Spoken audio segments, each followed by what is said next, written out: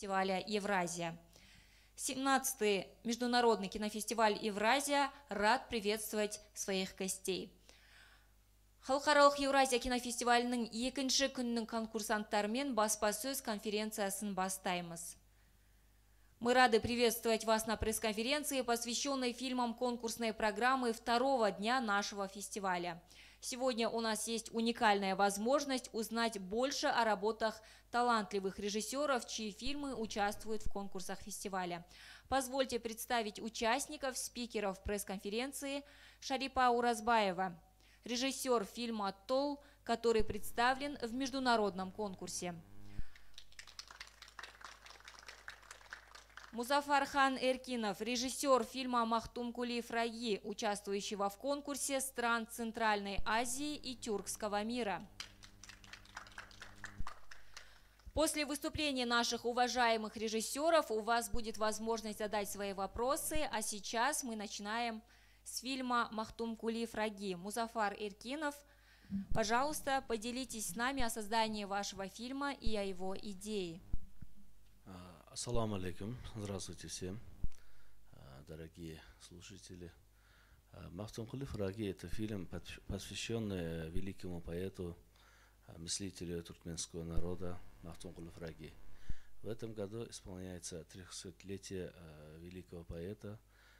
Поэта широко отмечается под эгидой ЮНЕСКО во всем мире, Туркменистане тоже. И наш президент, этот фильм – инициатива обоих президентов Узбекистана и Туркменистана. Этот фильм посвящен Махтумкули Фраги, говорится об его деятельности, как он у нас учился в Узбекистане, в Бухаре, в медресе Кукальдаши и Хиве, в медресе Ширгазахане. Мы сняли этот фильм и в Туркменистане, в округе Ашхабада, и в Узбекистане. В Узбекистане сняли мы в декорациях. Это не Бухара, не Хива. Это мы построили все эти декорации в павильонах Узбекфильма и уличный там павильон Узбекфильма тоже, открытом небе. Ну, вкратце так. Хорошо, спасибо. Рахмет, келесі сөз кезегі. Шарипа Оразбаева, өзіңізге беріледі. Фильміңіз, жалпы идеясы жайлы айтып кетсеңіз.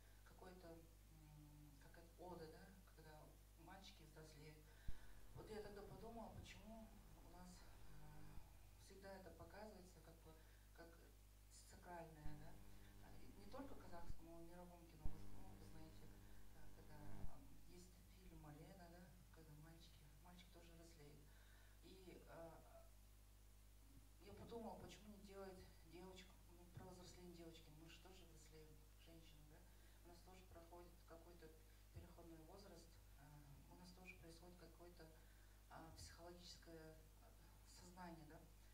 Вот мой фильм про это. Рахмет. Олай болса, біз сұрақ-жауап кезеңіне өтеміз. Құрметті бақ өкілдері, қонақтар. Если у вас есть вопросы, прошу задавать. Мы переходим к сессии вопросов и ответов. Пожалуйста, можно в микрофон?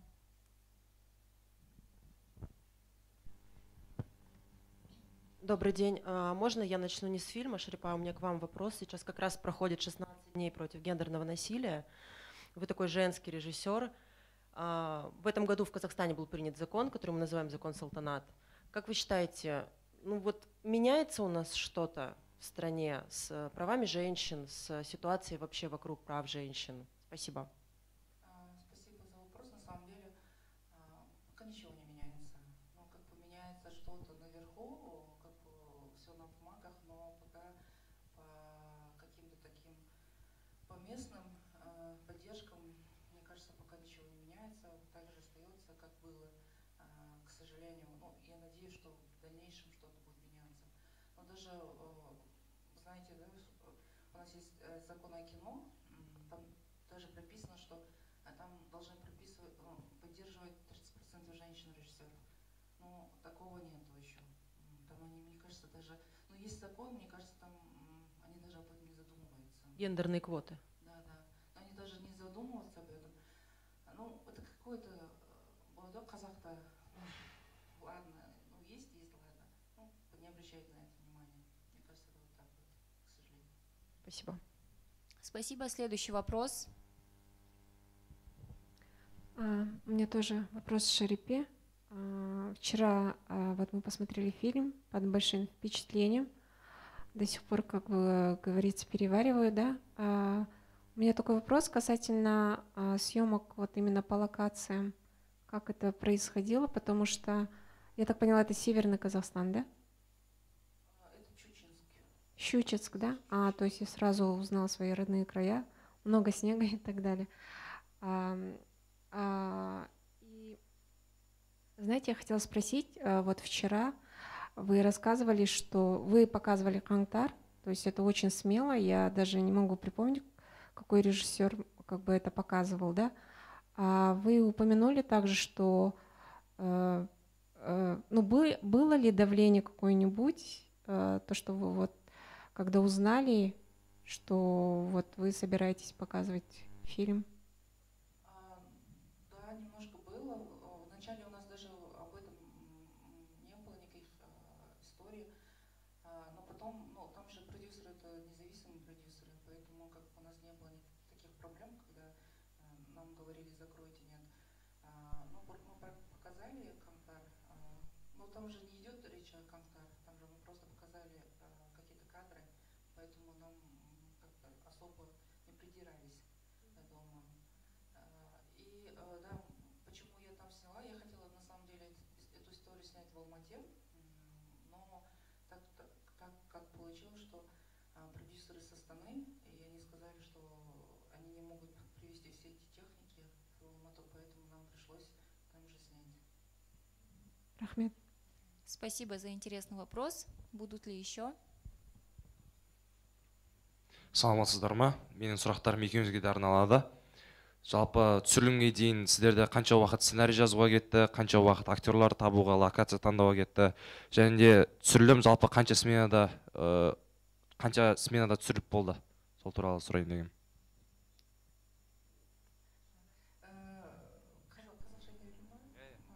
Негізі бұл история менде шынайы оқиға құрылған. Мен айтып едім кеше 2000 жылдары осы оқиға болды. Менің бір құрбым бар, сол құрбымның мамасымен болған. Ол интернетте өмір сүрген, оқыған. Сол кезде мамасы оған, мамасы ауылда тұрады екен, шет жағада. Мамасы келіп,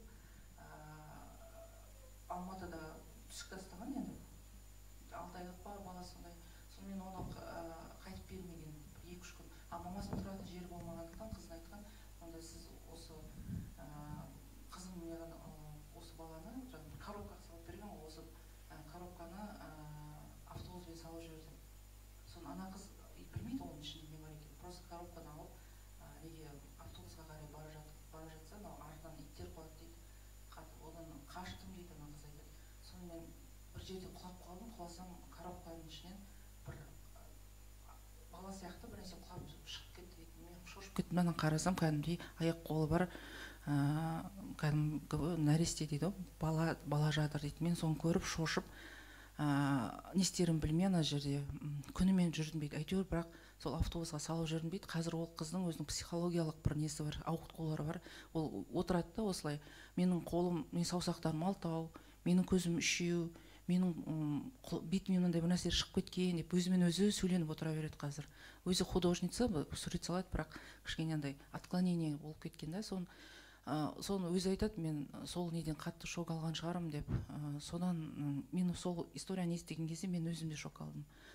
Бұл деген бір адамға деген бір керексіз, ол тек қана кішкентай бала ғана емес, бұл жерде қыз да ол ата-анасына керек емес болып тұр ғой.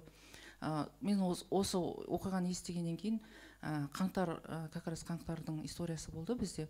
Сол кезде мен оны метафора ретінде алдым да. Сонда қаңтардың кезінде бізде қанша адам қырылып қалды, қанша адам керексіз адам ретінде атып тастады. Яғни бұл жерде де бір керексіз адамдардың бір тағдыры сияқты болып көрінді. Негізі бұл фильмді біз бар жоғы бір 12 күнде ғана түсірдік. Енді бюджеті аз болғандықтан соған тырыстық. Мен историяны соны айтып тұрмын, бір 2 жыл бойымда жүрді, бірақ мен оны историяны айтқан кезде продюсерлер қолдауға келісті. Сөйтіп біз түсірдік. Спасибо. Музафархан Эркинов, интересно было бы узнать ваше мнение, вашу историю. Сколько времени ушло на создание фильма, поиск актеров? Я понял. Казахский и узбекский очень близко. Мы понимаем друг друга. Вообще, этот фильм у нас сложный постановочный фильм. 2 или 3 года снимается в Узбекистане, во всем мире сложный постановочный исторический фильм. Это фильм у нас было время очень мало, потому что это вот в октябре мы должны были сдать этот фильм. Указ вышел президента в феврале. Я был как раз в кинофестивале «Фаджр» в Иране, там мне позвонили, сообщили, что предложили мне этот фильм снять. И я сперва сказал, что подумаю, потом прочитал про Мафтункули, и оказывается, я очень много знаю его стихов, потому что ни один узбекская семья нет, которые стихи Мафтункули, газели Мафтункули не вошли как песни. Все наши певцы это пели, и ваши, и наши. Вот Мафтункули, он философский поэт, он дидактик поэт. У него все, он еще вот фараги. Почему фараги? Это как разлученный. Он со своей любовью разлучился, потом сыном, женой, братьями, поэтому у него вся жизнь была вот разлученность. И у него очень хорошая философия. Поэтому я тоже согласился, потом вот начали вот в феврале сразу мы поехали в Ашхабад, там провели пробы.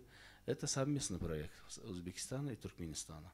Поэтому, знаете, вот каждая нация есть свой менталитет, свой характер. Поэтому изначально мы хотели, я хотел, что играл вот именно Мафтункули туркмен, актер из Туркмении. Поэтому мы выбирали оттуда. Больше 40 актеров именно на роль Мафтункули мы пробу сделали, фотопробы, видеопробы. Потом по местности туркменской именно вот, как сказать, локацию выбирали в Ашхабаде, вокруг. Мне показывали некоторые места, мне не понравилось. Потом я возле гор, там пустыня. И мне понравилось, я говорю, там я буду снимать. Они сказали, как это, там дорога нет, это пустыня. Потом мы наняли где-то около 8 или 10 грейдеров, тракторов. И открыли где-то 8 километров дорогу. И потом появилась еще одна проблема. Оказывается, пустыня, там все равно, как сказать, баллоны там оставляют. Вот, машина не проезжает. Потом водовозы, вот, которые воду льют, водовозы машины, мы где-то тоже день, 2, 3 там лили воду, чтобы это затвердило это песок. И вот аулы, которые вот, где жил Мафтункули, мы там построили. Это юрты, это эти места. А другие там и параллельно у нас шло и Узбекистан декорация, больше 30 декораций. Даже вот Бухарскую большую арку мы построили это все. И базар Бухары, и Хивы, там ни одного натурального, как сказать, нет. Потому что у нас ограничение по времени было. И во-вторых, декорация это красивая будет. И по времени вот, можете по велению снимать 20 часов, 24 часов можете снимать. И так у нас вот за 6 месяцев полный фильм со сценарием вместе. И параллельный сценарий тоже шел. И это трудно было, потому что, как сказать, утверждать и в Туркменистане, и в Узбекистане 2 худсовета. Это, и там сценаристы тоже от Туркмении 2 человека, от нас 2 человека. И потом, ну, сами знаете, это как президентский фильм, там идется там о всех согласие, поэтому Ну, как-то успели, вот в октябре сдали этот фильм. Этот фильм, вот недавно был Турксойский кинофестиваль Куркутата, получил самый лучший фильм, самую высшую награду. Спасибо. Спасибо. Будут ли еще вопросы? Здравствуйте. И вот как раз хотел про декорации узнать, но вы частично уже ответили. Вот, почему вы решили локацию такую не именно снимать там в Хиве или в Бухаре, а именно вот делать декорации? И насколько это сложно было? Ведь это там кладка такая фигурная кирпича, это резьба по дереву. И кого вы привлекали из мастеров? Вот, насколько это сложно и как вы долго делали вообще эти декорации? Спасибо большое. Во-первых, это было трудно, но вот мы до этого ходили и в Бухару, и Хиву. Там вы видите, если туристы смотрите, вы смотрите, как есть это. А как режиссер уже, как фильм, там уже смотрите, современные места есть везде. И вот до сих пор существует это медресе, и Кукальдаш есть, и Ширгазахан есть. Ну, внутренность все поменяли там. Там музей сделали, все покрасили на белый, там стенды везде, а эта стена не убирается уже. Там уже, как сказать, стеклянные, там уже прям на упор сделали. И потом, если мы даже съемки делали Хиву или Бухаре, и там все равно мы строили бы это базар, потому что такого базара нет так. Поэтому подумали, лучше, если строить там, лучше в Ташкенте. По времени у нас было, во-первых, мало, во-вторых, вести там человек, 80-70 человек, и там проживание, питание, отели у нас тоже дорогие очень, тем более в туристических городах Хива и Бухара очень дорогое, и по бюджету тоже так же, почти одинаковые цены. И, знаете, по декорации всегда красивее получается, чисто композиционно. Каждый кадр вы сами вставляете. Где хотите свет ставить, где хотите, например, уже мы до этого знали, мы нарисовали с художником, у меня очень отличный художник, мы с ним уже долго работаем, Кахраман Маткаримов. Он уже вот третий исторический фильм у нас, и другие фильмы современные, там авторские. И вот с ним долго работаем, и привлекли очень много мастеров. Вот правильно заметили, вот укладка кирпичов, потом это фактурщики. Самое главное там фактурщики, это Ташпулат, этот парень, он художник, профессиональные художники там работали все. И как вот, говорите, резьбу там мы отдельно заказывали, это каждый орнамент именно подгоняли под вот это Кукалдаша, по Хиву, по Бухаре. Ну, сложная была работа, честно, но все реально спали по 4 часа, максимум 5 часов. А как долго? Это долго, вот, значит, подготовка, мы начали с мая, значит, апрель-май у нас подготовка, пробы были. С июня месяца мы начали съемку. 15 июня началась у нас съемка в Ашхабаде первая. 15 дней там снимали. Как раз 16 дней приехали. Июль-август до 7 сентября съемки велись в Ташкенте. Параллельно монтаж, параллельно компьютерная графика, там еще есть компьютерная графика, использовали некоторые места. И вот все это сделали. И там и самое еще сложное, что было.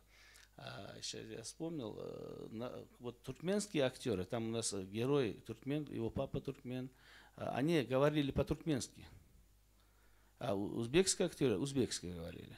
Потом у нас сложность появилась, это, знаете, укладка. На 2 языках мы сделали. И сейчас этот фильм существует и в туркменском языке, и в узбекском языке. Это тоже мы успели. И там в худсовете были академики, привлеченные вот именно Парапама Махтумкуле. Вот один академик вообще плакал, он обнял меня. Я сейчас вот увидел Махтумкуле. А про Махтумкуле вообще это снято, это 5-й фильм. 5-й фильм. Но в 68-м, там, 84-м, 2006-м, 2014-м снятый фильм. Но им вот самый понравился, и даже они вот написали худсовет, что самый лучший фильм это нам понравился. Это мне очень, как бы, творческий человек это радует. Спасибо. Еще один вопрос. Я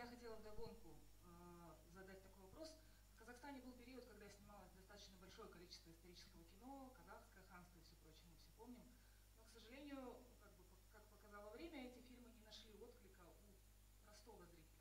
А как ситуация обстоит в Узбекистане, какие были сборы, есть ли интерес у простого зрителя к историческому кино сейчас и с чем это связано? Потому что, если я вас правильно поняла, сейчас в Узбекистане снимается достаточно большое количество исторических картин. Это госзаказ или все-таки вы идете от зрителя или к зрителю? Как это работает? Спасибо, очень хороший вопрос. У нас вот Амур Тимур снял, фильм был «Великий Амур Тимур», это был в 1996 году. Это, так получилось, что фильм не так уж удачно вышел, и нашему первому президенту Исламу Каримову это не понравилось. Потом у нас это почти исторические фильмы, почти 20 лет у нас почти не снималось. Почти у нас было такой спад. Все, я даже вот некоторые передачи ходил, все спрашивали, зрители, когда исторические фильмы, когда, и актеры спрашивали, когда будем играть. И вот с приходом нового президента Шавката Мирзиёева где-то вот 2017 указ он дал от нового фильма. И началось, вот я начал первый фильм «Абдулла Авлани». Это мы начали в 2018 году, закончили в 2019. Первый исторический фильм. И там до меня Ислам Ходжа от Термизи сняли. И там вот где-то около 15 исторических фильмов снимали. А в этом году вот указом президента нашего 54 исторических фильма.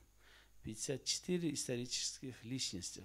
Потому что он сказал, если сейчас молодежь мало читает книги, лучше им хотя бы фильм посмотреть про своих. Это нужно, знаете, исторический фильм для народа, во-первых, как знать себя, кто был, кем был, их предки, и воспитание вот молодежи, это очень нужно.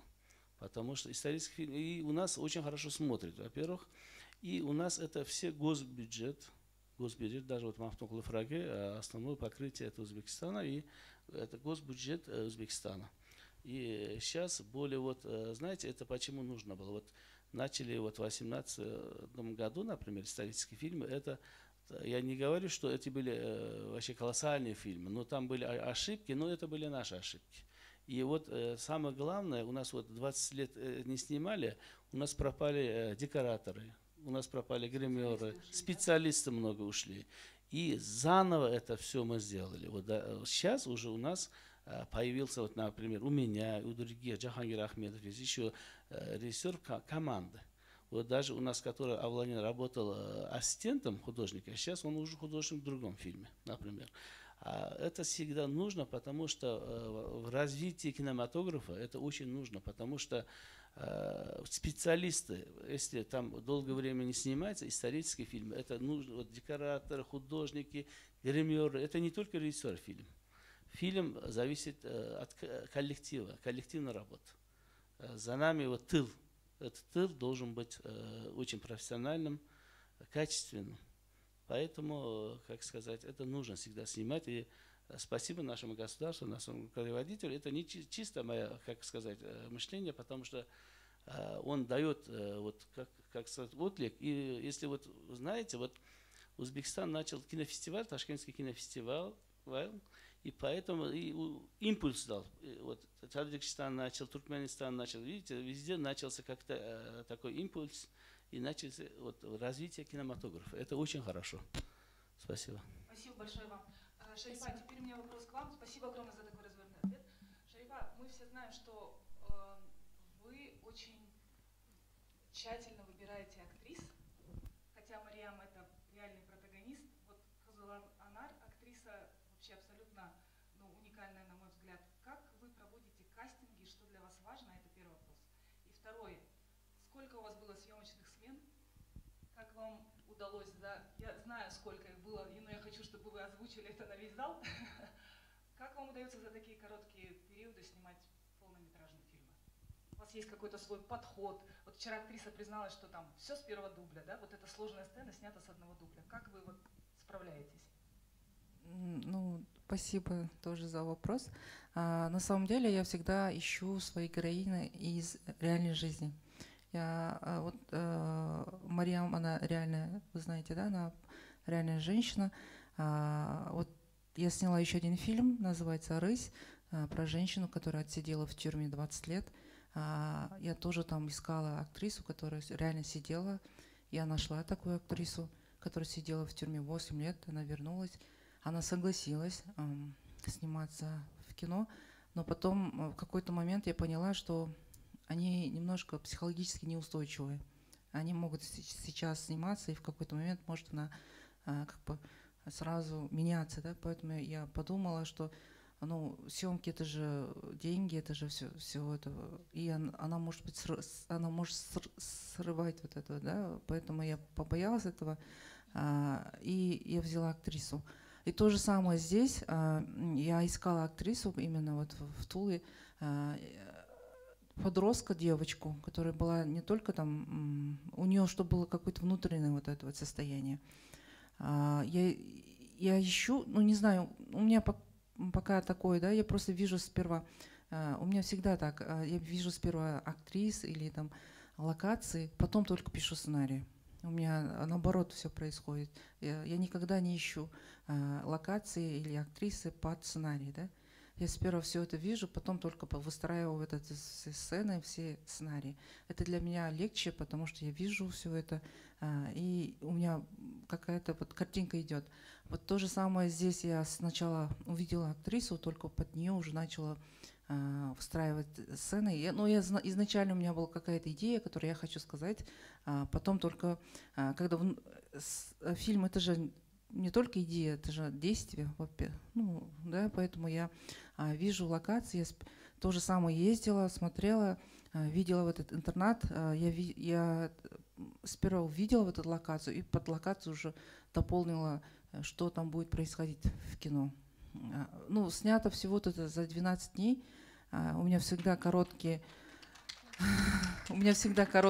съемочный период, потому что всегда у меня малобюджетный фильм, к сожалению, пока я снимаю, очень малобюджетные, да. Поэтому, да, конечно, это обязательно это будет влиять на общее восприятие фильма, на качество фильма, потому что хочется побольше, да, массовки, чтобы там было какой-то больше жизни. Ты это все не можешь. Там, чтобы техника была какая-то больше интересная. Но все равно это все влияет, оказывается, на качество фильма. Я это убеждаюсь каждый раз. И вот «Мариам» у меня снято всего за 6 дней, но сейчас у меня идет более-менее уже съемочные дни побольше. Но я думаю, что в будущем все-таки хочется сделать уже какое-то большое, масштабное, с масштабными деньгами. Вот я, по-моему, завидую, что вы так снимаете, такие что вас поддерживает.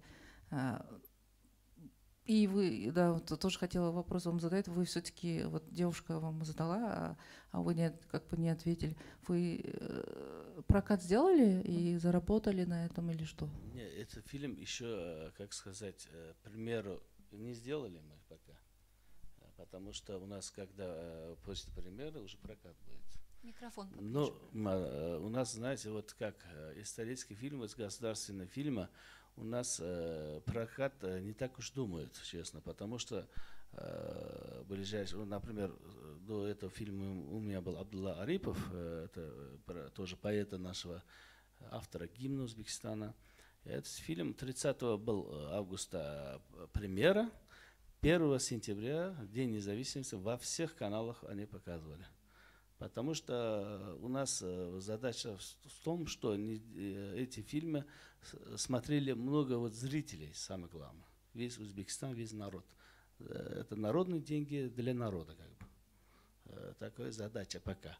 Но нужно, я думаю, еще развивать продюсерский, мировой, как сказать, выход, потому что можно сперва прокат сделать, потом и телевидение, и другое, я думаю, сам. Хорошо, спасибо. Будут ли вопросы у представителей СМИ? Спасибо. Будут ли вопросы у журналистов? Если нет других вопросов, на этом наша пресс-конференция подошла к концу. Спасибо всем за внимание и активное участие. Всего доброго. Спасибо всем. Спасибо.